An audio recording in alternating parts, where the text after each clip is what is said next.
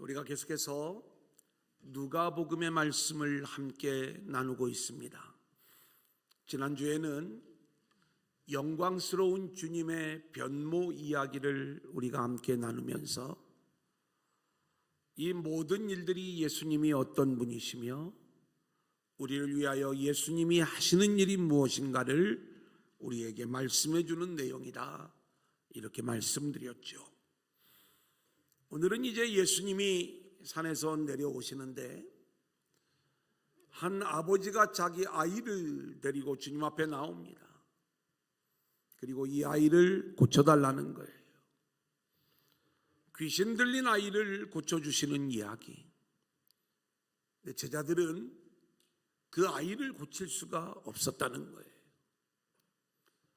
우리가 흔히 들어왔던, 잘 알고 있는 메시지이고, 그래 이 제자들과 비교되는 우리 주님의 능력, 그러면서 제자들은 믿음이 없기 때문에, 또 잘못되었기 때문에 이 일을 행할 수 없었던 것이고, 역시 주님은 달라도 뭔가는 다르다는 것을 보여주는 그런 말씀으로 우리가 이 내용을 읽어왔던 거예요. 하지만 오늘 말씀 속에도 우리가 표면적으로 드러나는 그 이상의 깊은 복음을 우리 가운데 들려주고 있어요. 오늘 말씀이 우리에게 말씀하는 진짜 복음이 무엇인가, 우리가 오늘도 말씀을 통해 함께 은혜 받는 귀한 시간들이 될 수 있기를 소원합니다. 아멘. 우리 한번 따라해 볼까요? 예수님은 누구신가? 예수님은 누구신가? 자, 오늘 어떤 내용인지 37절부터 40절까지 같이 읽습니다. 시작. 이튿날 산에서 내려오시니 큰 무리가 맞을세 무리 중에 한 사람이 소리질러 이르되 선생님, 청컨대 내 아들을 돌보아 주옵소서. 이는 내 외아들이니이다. 귀신이 그를 잡아 갑자기 부르짖게 하고 경련을 일으켜 거품을 흘리게 하며 몹시 상하게 하고야 겨우 떠나가나이다. 당신의 제자들에게 내쫓아 주기를 구하였으나 그들이 능히 못하더이다. 자, 예수님이 변화산에서 영광스러운 변모의 모습을 보이신 다음에 이제는 산에서 내려오시는 거예요. 근데 마침 주님을 기다렸던 자들이 몰려오는데, 특별히 무리 중에 한 사람이 큰 소리로 주님을 찾는 거예요. 그러면서 내 아들을 돌보아 주옵소서. 귀신이 그를 잡아 갑자기 부르짖게 하고 경련을 일으켜 거품을 흘리게 하며 몹시 상하게 하고야 겨우 떠나가나이다. 귀신이 찾아와서 뭔가 그 귀신으로 말미암아 이 아이가 소리를 지르고 경련을 일으키고 거품을 흘리고 또 그렇게 귀신이 떠나간다는 거예요.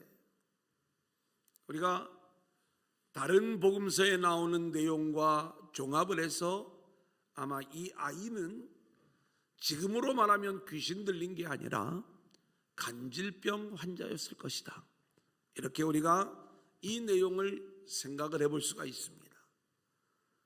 그렇다고 우리가 성경을 과거에는 이 병명이 뭔지를 몰랐기 때문에 그냥 귀신 들림의 현상으로 이해했는 모양이다, 이렇게 우리가 이 내용을 고쳐서 이해할 것이 아니라 오늘 이 질병의 현상을 귀신 들림으로 성경이 말씀을 하면서 예수님이 이 귀신 들림을 해결해 주시는 이야기, 귀신을 쫓아내시는 이 이야기의 의미가 무엇인가?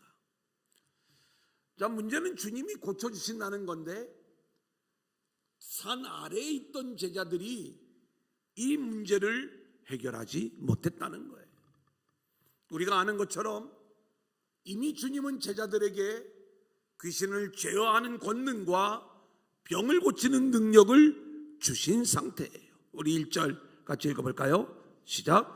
예수께서 12제자를 불러 모으사 모든 귀신을 제어하며 병을 고치는 능력과 권위를 주시고, 제자들은 이 권능과 능력을 가지고 주님의 파송을 받아 각 지역을 두루다니면서 하나님 나라의 복음을 증거하고 귀신을 쫓아내며 병을 고치는 능력을 행했을 때 수많은 영혼들이 돌아오는 그 일들을 경험했던 거예요.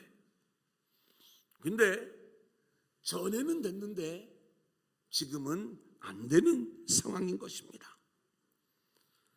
왜 이런 일들이 발생을 하는가?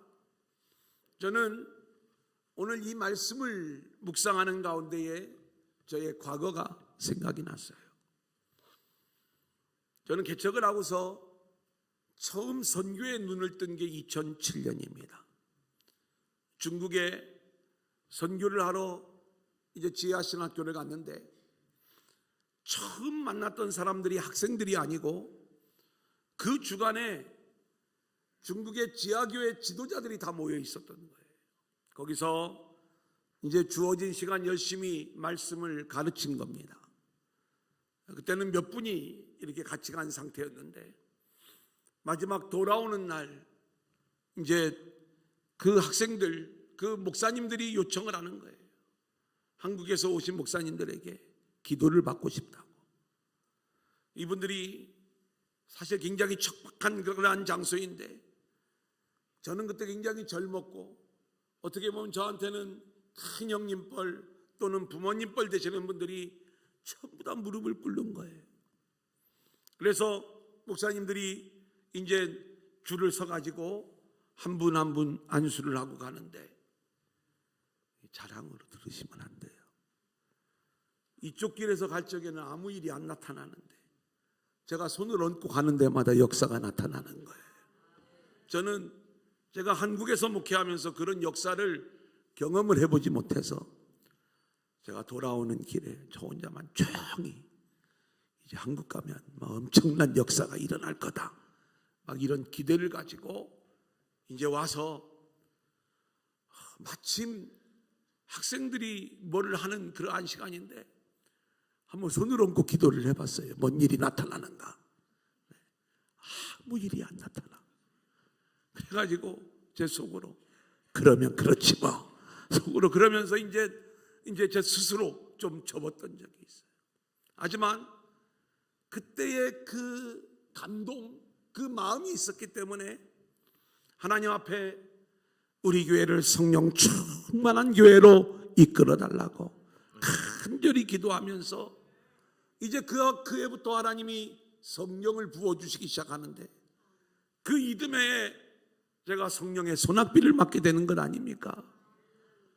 성령의 소낙비를 맞고 그 이듬해에도 또 중국을 갔어요. 우리 교회에서 어마어마한 역사가 나타나는데 중국에서 또 나타날까? 더 강력하게 나타나는 거예요. 그래서 저는 이 성령의 역사의 의미들을 이제 원리적으로 알고 있습니다. 근데 지금 이 제자들은 분명히 귀신을 쫓아낸 경험과 실력들이 있는 제자들이었는데 이들에게 이 일들이 나타나지 않았다는 것. 왜 이들이 귀신을 제어하는 권능과 능력을 주님이 주셨음에도 불구하고 이 일들이 나타나지 않게 되었는가? 그것은 주님이 주신 권능과 능력을 그들이 이해하지 못했다는 거예요. 누가복음의 말씀은 일관되게 우리에게 말씀해 주는 것이 있어요. 오직 권능과 능력은 주님에게만 속한 것입니다. 아멘. 그렇다면 제자들이 이 권능과 능력을 부여받았다는 것은 그들 스스로가 능력자가 되었다는 것이 아니라 주님이 어떤 분이신가를 알고 그 주님의 권능과 능력 아래에서 믿음으로 하나님 나라의 복음을 전하고 귀신을 쫓아낼 때 이 능력과 역사가 나타나는 거지. 자신들이 능력자가 된 줄로 알고 자신의 힘과 능력으로 이 문제를 해결하려고 하면 아무것도 일어나지 않는다는 것을 오늘 말씀은 우리에게 이야기해 주고 있는 거예요. 자, 우리 41절 한번 같이 읽어볼까요? 시작. 예수께서 대답하여 이르시되 믿음이 없고 패역한 세대여 내가 얼마나 너희와 함께 있으며 너희에게 참으리요 내 아들을 이리로 데리고 오라 하시니 제자들이 귀신을 쫓아내지 못했을 때 예수님은 제자들을 책망을 하시는데 뭐라고 책망을 하시는가? 믿음이 없고 패역한 세대라고 책망을 하시는 거예요. 여러분, 지금 제자들은요, 어떤 면에서는 모든 것들을 버려두고 주님을 따르는 자들이 되었어요. 그리고 주님께 인정을 받아 귀신을 제어하는 권능과 병을 고치는 능력을 부여받고 전도 여행까지 다녀온 그러한 인물들이었어요. 그런데 주님은 이들이 여전히 주님을 모르는 자로, 믿음이 없는 자로, 패역한 자로 이들을 책망하시는 거예요. 왜 이들이 주님과 함께 있고 주님을 따르는 제자의 모습인데 이런 책망을 받게 되는가? 우리는 지금 누가복음의 이야기를 통해서 계속 예수님이 어떤 분인가를 배워가고 있어요. 그 주님은 그리스도요. 그 그리스도가 하시는 일은 십자가를 지고 죽으시는 일이고, 그리고 3일 만에 부활하시는 그 일들을 말씀해 주고 있거든요. 이게 우리 주님이 하시는 일인데, 그렇다면 그 십자가를 지시는 주님 안에 모든 영광과 능력이 있다는 것을 알고 그 주님만을 구하는 신앙, 주님만을 바라보는 신앙이 주님이 원하시는 참된 믿음인데, 우리는 예수의 이름을 부르짖고 있지만 그 예수의 이름을 이용해서 나의 힘, 나의 능력을 구하는 이 어리석은 제자들의 모습. 제자들은 주님을 따르고 있지만 여전히 자기 힘, 자기 영광, 자기 능력을 구하는 모습이었기 때문에 주님은 이 모습이 믿음이 없는 거고 패역한 모습이라고 책망을 하시는 거예요. 오늘 이 시간 우리가 복음의 말씀을 듣고 주님이 어떤 분이신가를 우리가 제대로 안다면, 주님의 능력이, 또 주님의 권능이 십자가의 능력임을 알고, 또 여기에 진짜 하늘의 권능과 능력이 여기에 담겨 있음을 알고 주님을 구하는 인생들이 되어질 수 있기를 소원하고요. 자기 힘과 자기 능력을 구하는 이기적인 탐욕의 마음을 내려놓을 수 있기를 소원합니다. 아멘. 자, 41절 하반절부터 43절 상반절까지 읽겠습니다. 시작. 내 아들을 이리로 데리고 오라 하시니 올 때에 귀신이 그를 거꾸러뜨리고 심한 경련을 일으키게 하는지라. 예수께서 더러운 귀신을 꾸짖으시고 아이를 낫게 하사 그 아버지에게 도로 주시니 사람들이 다 하나님의 위엄에 놀라니라. 예수님이 제자들의 믿음 없음을 책망하신 다음에 이제 그 아들을 데려오라고 합니다. 그리고 그 아들에게서 귀신을 쫓아내시고, 그리고 이 아이가 온전해진 거예요. 그런데 이때 놀라운 역사가 나타나요. 사람들이 다 하나님의 위엄에 놀라니라, 이렇게 말씀하고 있어요. 우리가 이 누가복음의 말씀만 보면 왜 이 이야기가 특별한지를 우리가 발견하기 어려운데, 이 말씀이 마태복음에도 기록이 되어져 있고 그리고 마가복음에도 기록이 되어져 있어요. 마태복음과 마가복음은 이 일이 있고 나서 제자들이 주님 앞에 묻습니다. 우리가 왜 귀신을 쫓아내지 못했습니까? 전에는 분명히 귀신을 쫓아냈는데 이번에 귀신을 쫓아내지 못한 이유가 무엇입니까? 이것을 주님 앞에 물었을 때 주님의 대답인 거예요. 이게 마태복음과 마가복음은 철저히 믿음의 문제로 이 내용을 풀어가고 있어요. 그러면서 마가복음에서는 기도 외에는 이런 유가 나갈 수 없다. 그러면서 마태복음에서는 17장 19절로 20절 같이 읽어볼까요? 시작. 이때 나와야 이르되 우리는 어찌하여 쫓아내지 못하였나이까. 이르시되 너희 믿음이 작은 까닭이니라. 진실로 너희에게 이르노니 만일 너희에게 믿음이 겨자씨 하나만큼만 있어도 이 산을 명하여 여기서 저기로 옮겨지라 하면 옮겨질 것이요 또 너희가 못할 것이 없으리라. 마가복음 9장 23절 24절 시작. 예수께서 이르시되 할 수 있거든이 무슨 말이냐 믿는 자에게는 능히 하지 못할 일이 없느니라 하시니 곧 그 아이의 아버지가 소리를 질러 이르되 내가 믿나이다 나의 믿음 없는 것을 도와주소서 하더라. 자, 마태복음과 마가복음은 이렇게 믿음에 초점을 맞추면서 이 일을 설명해 나가고 있으면서 기도 외에는 이런 유가 나갈 수 없다라고 말씀하셨던 것도 우리가 열심히 기도하면 귀신을 쫓아낼 수 있다는 이야기가 아니라 철저히 주님의 권능과 능력을 붙잡는 믿음을 말하는 거예요. 기도의 본질은 나의 무능함, 나의 할 수 없음을 고백하는 거예요. 그리고 철저히 하나님의 뜻 앞에 나를 항복하는 것, 이게 기도의 본질이 되는 것입니다. 그래서 기도에 이런 유가 나갈 수 없다는 것은 내 힘, 내 능력, 내 실력으로 귀신을 쫓아내는 게 아니라 오직 하나님을 믿는 믿음 안에서만 이 일들이 이루어질 수 있음을 설명해 주는 그러한 말씀인 것이죠. 자, 그런데 누가복음에서는 여기에서 보도하지 않는, 마태복음, 마가복음에 나오지 않는 중요한 표현들이 몇 가지가 나오는데 그 중에 하나는 우리 주님이 하나님의 위엄을 가지신 분이시라는 거예요. 그러니까 변화산에서는 하나님의 영광을 가지신 분, 그리고 산 아래에 내려와서는 이 놀라운 권능과 능력을 행하시면서 하나님의 위엄을 가지신 그리스도를 우리 가운데 보여주시는 거예요. 이제 그 하나님의 영광을 가지신 분, 하나님의 위엄을 가지신 분이 하실 일이 무엇인가? 예수님은 다시 한번 그 하나님의 영광과 위엄을 가진 하나님의 아들로서 자신이 감당해야 될 사역을 말씀해 주시는데 그게 43절부터 45절까지입니다. 같이 봅니다. 시작. 사람들이 다 하나님의 위엄에 놀라니라. 그들이 다 그 행하시는 모든 일을 놀랍게 여길세 예수께서 제자들에게 이르시되 이 말을 너희 귀에 담아두라.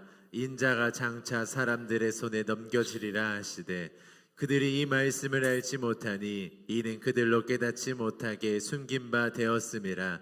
또 그들은 이 말씀을 묻기도 두려워하더라. 여러분, 우리가 알아야 될 것이 있어요. 성경을 읽어나가면서 계속 제가 일관되게 드리는 말씀이, 성경은 오늘 본문만 우리가 딱 떼어서 읽을 게 아니라 흐름을 알아야 된다라는 말씀을 드렸어요. 우리가 누가복음의 이야기를 주일마다 계속 이어서 말씀을 진행하기 때문에 누가복음 1장부터 지금 계속 이어지는 흐름들을 우리가 살펴보면 누가는 지금 예수님의 이야기를 통해서 일관되게 우리에게 들려주려는 복음이 있는 거예요. 우리는 예수님의 제자들이 열심히 복음을 전한 다음에 그리고 귀신을 쫓아내고 병든 자를 고치면서 하나님 나라의 운동이 일어나는 것들을 우리가 보게 되었어요. 이 소문을 분봉왕 헤롯이 듣는 거예요. 내가 세례 요한의 목을 칼로 베었는데 또 들려오는 이 하나님 나라 운동 소식에 도대체 이 예수는 누구냐? 이 사람이 누군가? 이게 헤롯의 질문이요, 이 성경을 읽는 우리 모두의 질문인 거예요. 그 질문에 대하여 오병이어의 기적을 통해 예수님은 우리의 생존의 문제를 해결해 주시는 분이 아니라 우리의 영적 생명을 위하여 하늘에서 내려오신 생명의 떡임을 말씀해 주는 거예요. 이 사건 후에 주님이 베드로에게 묻습니다. 너희는 나를 누구라 하느냐? 베드로가 대답을 하지요. 주는 하나님의 그리스도이십니다. 예수님이 이러한 제자들에게 그래, 내가 그리스도가 맞아. 그러면 이제 앞으로 그리스도가 감당해야 될 일들을 알려줄게. 그러면서 첫 번째 순환 부활의 예고가 나오는 거예요. 그 그리스도는 이 땅에 와서 십자가를 지고 죽어야 돼. 나는 그렇게 십자가를 지고 죽음의 길을 갈 거야. 그리고 3일 후에 다시 살아날 거야. 누가복음에는 등장하지 않지만 다른 복음서에는 이 말씀 후에 예수님과 베드로 사이에 대결이 벌어지는 거예요. 안 됩니다. 제자들이 그리스도라고 고백을 했지만 그들이 알고 있는 그리스도와 기대하는 그리스도와 진짜 그리스도인 주님이 하시는 일이 다른 거예요. 그래서 주님은 제자들을 데리고 산 위로 올라가시는 거예요. 그리고 영광스러운 변모의 모습을 보여주시죠. 주님이 지시는 십자가의 일이 하나님의 영광을 드러내는 일이요, 주님의 영광의 일이라는 것을 이 모습을 통해서 알려주는 거예요. 거기에 모세와 엘리야가 함께 등장합니다.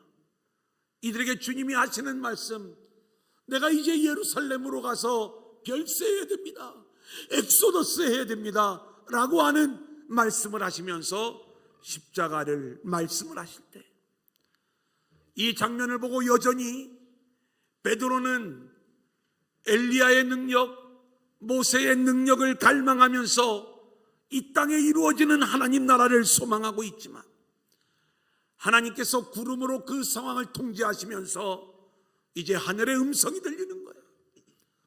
이는 내 사랑하는 아들이다, 내가 택한 자다, 너희는 저의 말을 들으라. 저의 말은 주님을 따르는 길은 자기를 부인하고 자기 십자가를 지고 주님을 따르라는 말씀이었어요. 그런데 제자들은 여전히 알지 못해요. 이제 모든 것이 다 거치면서 오직 예수만 보이더라. 우리가 지난주에 나눴던 이 말씀 속에서 예수님은 하나님의 아들이요, 그리고 그 예수님은 하나님의 영광을 가지고 이 땅에 오셔서 십자가를 지실 분임을 우리에게 알려주셨고, 주님이 어떤 분인가를 우리가 정확하게 알았다면 우리는 철저히 자기를 부인하고 십자가를 지고 주님을 따라가는 자가 되어야 함을 우리가 함께 나누었던 거예요. 오늘 말씀도 똑같은 이야기예요. 여전히 자기 힘과 자기 능력을 의지하는 제자들은 귀신을 쫓아낼 수가 없었어요. 주님이 그 귀신 들린 아이를 고쳐줌으로써 어떤 일이 나타나는가? 하나님의 위엄을 지니신 분.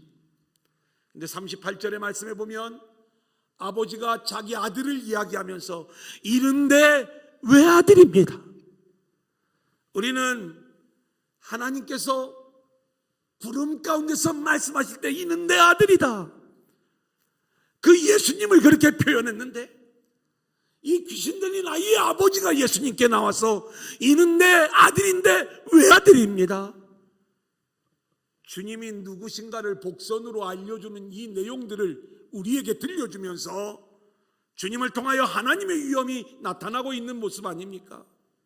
그러니까 지금 이 귀신 들린 아이를 고쳐주시는 이야기는 예수님이 하나님의 외아들이요, 예수님이 하나님의 권능과 위엄을 지니신 분이심을 우리 가운데 보여주신 거예요. 예수님이 누구신가? 근데 주님이 또 한 번 이런 말씀을 하세요. 근데 그 하나님의 위엄을 지닌 하나님의 외아들이 이 땅에서 할 일이 뭔지 아니? 오늘 43절부터 45절까지 말씀은 두 번째 순환과 부활의 예고를 말씀하시는데, 이번에는 부활은 말씀하지 않고 인자가 사람 손에 의하여 넘겨지리라, 다시 십자가를 지실 것을 말씀하시는 거예요. 누가는요, 일관되게 예수님을 우리에게 설명해 주고 있어요. 예수님은 하늘에서 내려온 생명의 떡이야. 예수님은 우리를 위해 십자가를 지신 분이야. 하나님의 영광의 아들이고 하나님의 위엄을 가진 외아들인데, 그 외아들이 할 일, 그리스도가 할 일은 십자가를 지는 일이야. 그래서 너희가 주를 믿으려면 십자가를 지고 주님을 따라가야 되는 거야. 이 복음을 우리 가운데 일관되게 말씀하고 있는데, 우리는 내가 원하는 예수를 믿는 거예요. 내 힘을 채워주고 나를 능력자로 만들어주는 예수, 가짜 예수를 믿고 있는 거예요. 오늘 성경은 이 정확한 복음의 이야기를 우리 가운데 말씀하고 있는 거예요. 이제 오늘의 두 번째 이야기입니다. 하지만 같은 이야기예요. 한번 따라하겠습니다. 예수 이름의 능력. 예수 이름의 능력. 여러분, 제자들이 얼마나 믿음이 없고 패역한 모습인지 또 46절로 48절의 말씀에 드러나고 있어요. 같이 봅니다. 시작. 제자 중에서 누가 크냐 하는 변론이 일어나니 예수께서 그 마음에 변론하는 것을 아시고 어린아이 하나를 데려다가 자기 곁에 세우시고 그들에게 이르시되 누구든지 내 이름으로 이런 어린아이를 영접하면 곧 나를 영접함이요 또 누구든지 나를 영접하면 곧 나를 보내신 이를 영접함이라. 너희 모든 사람 중에 가장 작은 그가 큰 자니라. 여러분, 오늘 두 번째 이야기는 예수님이 하나님의 외아들로 하나님의 위엄을 가지신 분이신데 이분이 하는 진짜 일은 십자가를 지닌 일이라고 말씀을 하셨어요.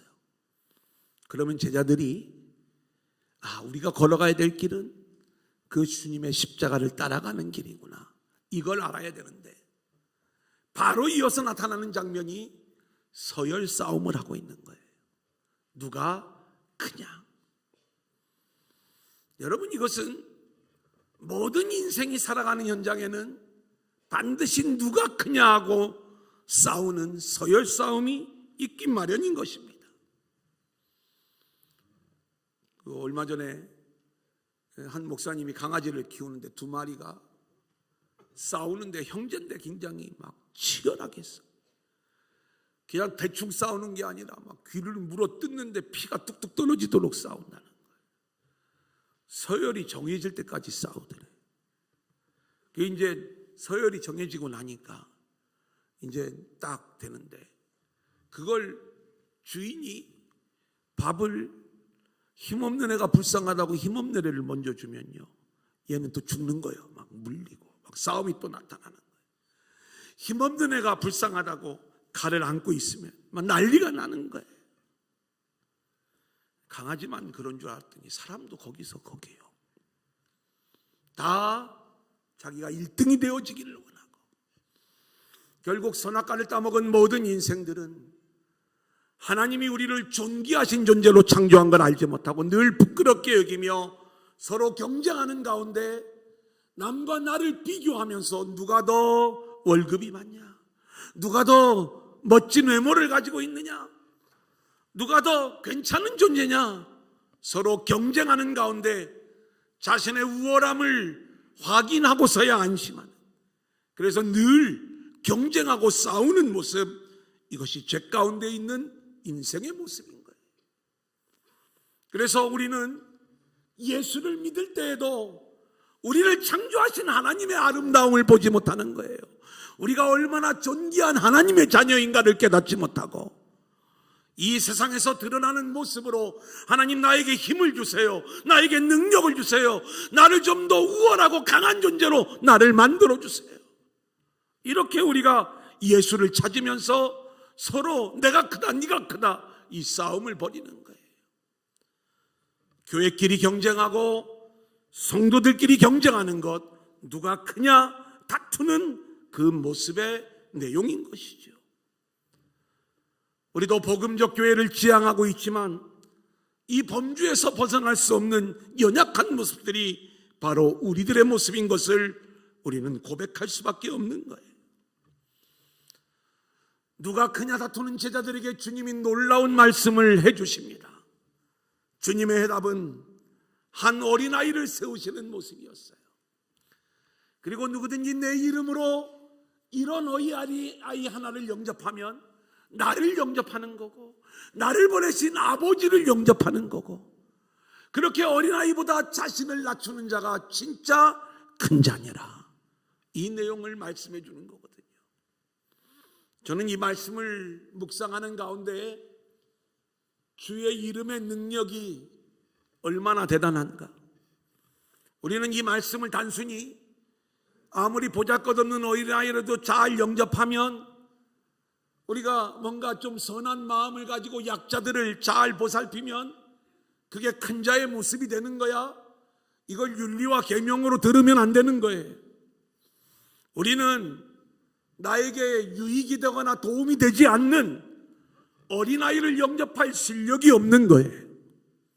그런데 오늘 말씀해 보니까 주의 이름의 능력을 우리는 내 힘과 내 영광과 내 능력을 위하여 사용할 때가 많이 있는데 그건 믿음이 없고 패역한 모습이 되는 것이고, 진짜로 주의 이름의 능력을 붙잡는 자는, 그리고 그 주의 이름의 능력을 우리가 알고 있다면, 정확히 말하면 예수님이 누구시고 예수님이 하시는 일이 무엇인가를 알고 있는 자들은 결국 나에게는 아무런 도움이 되지 않는 모습 같지만 기꺼이 그러한 형제들, 그런 어린아이들을 영접하고 받아들이는 모습으로 나타난다는 것, 이것을 말씀해주고 있는 거예요.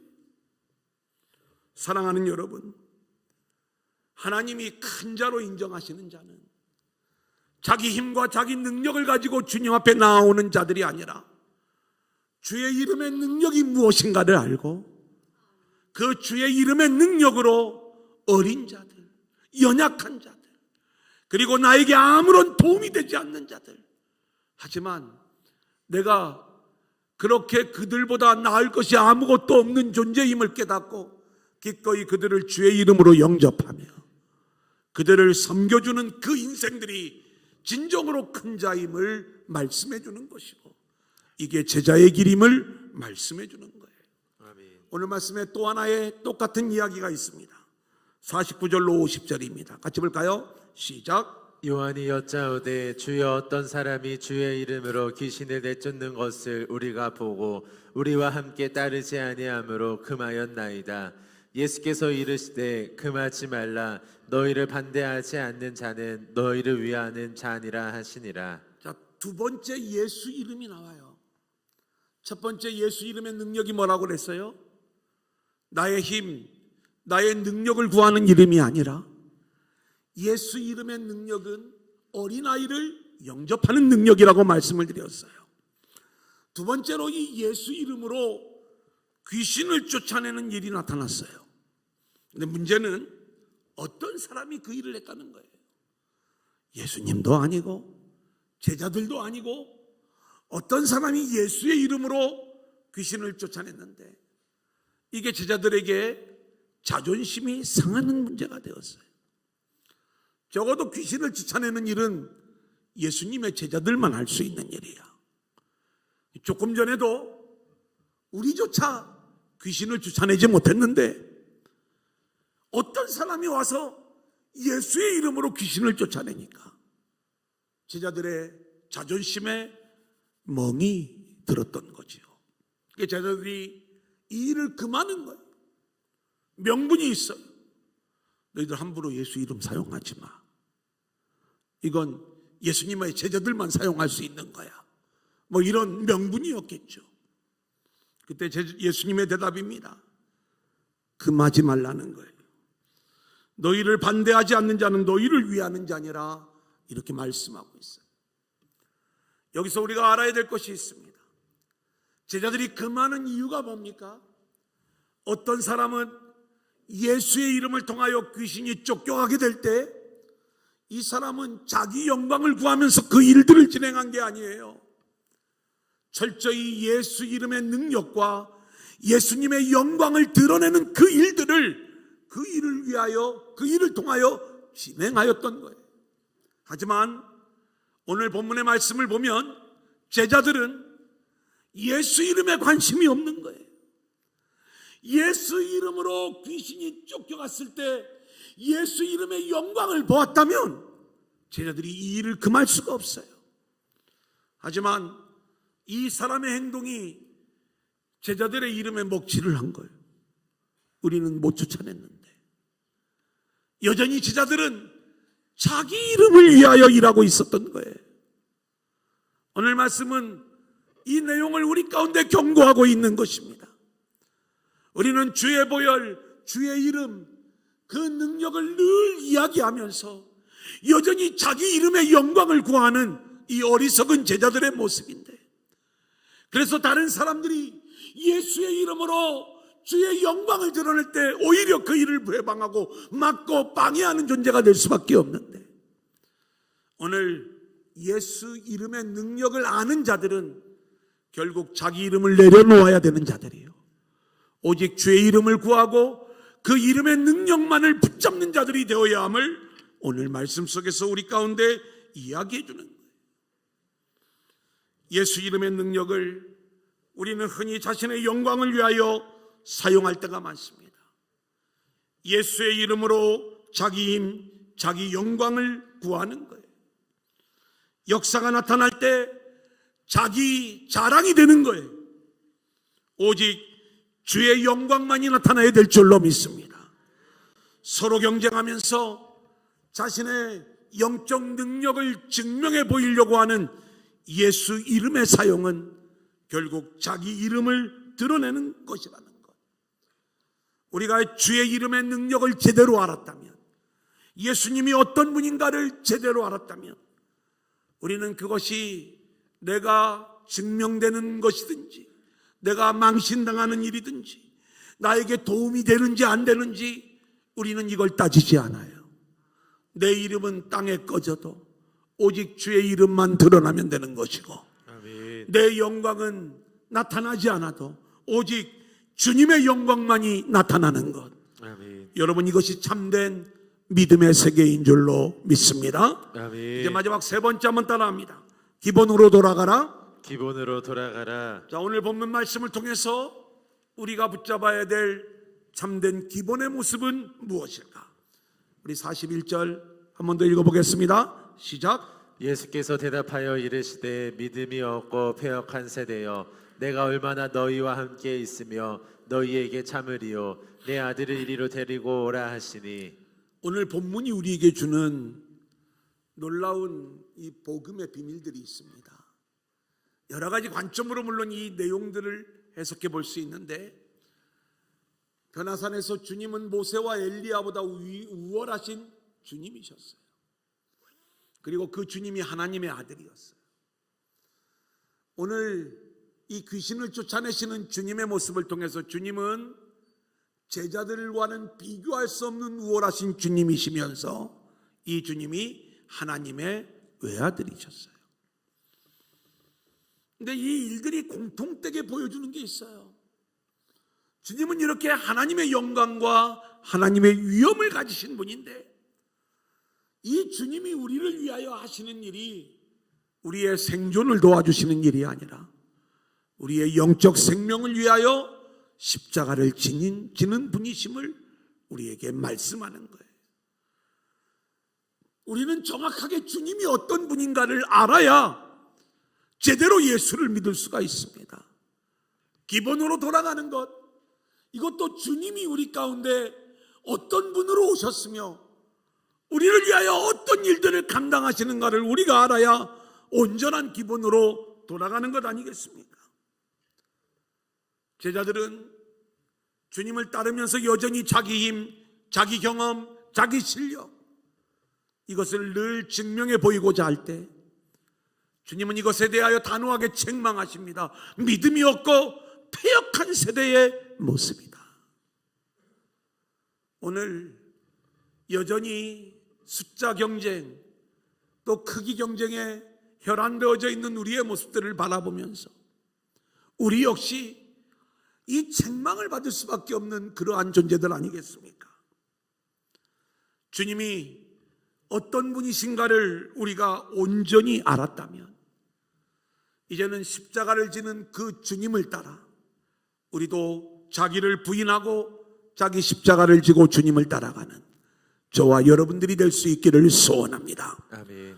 두 번째로 우리는 따라합니다. 예수 이름의 능력으로 돌아가라. 예수 이름의 능력으로 돌아가라. 예수 이름의 능력은 나의 힘, 나의 실력을 키워주는 그 이름의 능력이 아닌 거예요. 예수 이름의 능력은 오히려 나에게 하등 도움이 되지 않는 자들에게 무릎을 꿇는 거예요. 그들을 영접하는 거예요. 알고 보니까 예수 이름의 진짜 능력은 십자가의 능력이었던 거예요. 아멘. 우리는 그 예수 이름의 참된 능력으로 돌아가서 예수의 이름으로 나의 능력을 구하는 자들이 아니라, 나의 영광을 구하는 자들이 아니라, 나의 이름을 버리고 내려놓고 오직 예수의 이름, 예수님의 영광을 구하는 저와 여러분들이 될 수 있기를 주님의 이름으로 간절히 축원합니다.